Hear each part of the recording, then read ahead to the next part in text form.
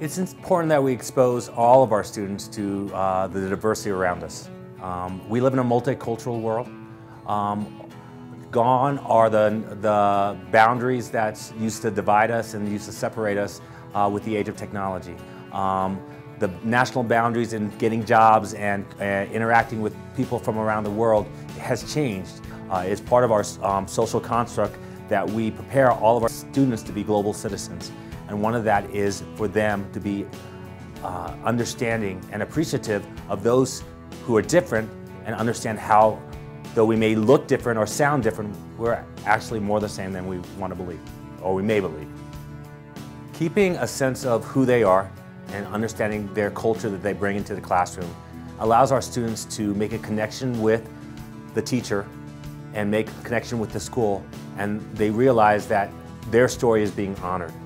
Their experiences are being valued, and they're truly going to be engaged, and they're going to find a relevance to both the learning as well as the content that we're asking them to learn.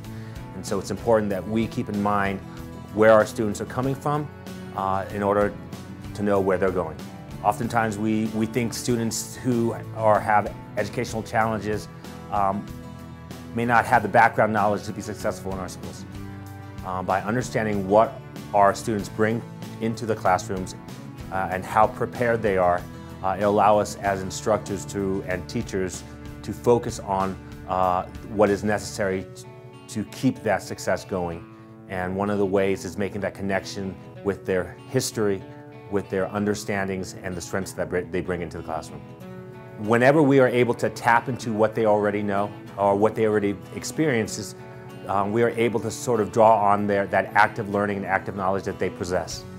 And none of our students come in with a blank canvas. There's some understanding that they have, whether they speak another language or whether they have other background information.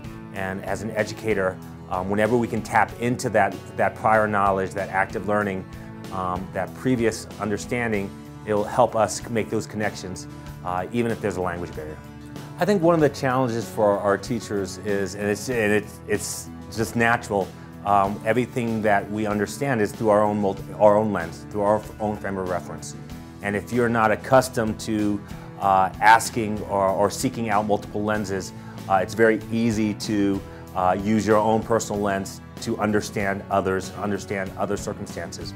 But if you have a propensity now to encourage more dialogue, conversation, and inquiry about what makes a student who she or he is, then that will help you sort of want to get to know your students more, get to know your families, and in an essence, get to know who you are more. I think the best resource that we have is the student and the family themselves. Asking questions goes a long way.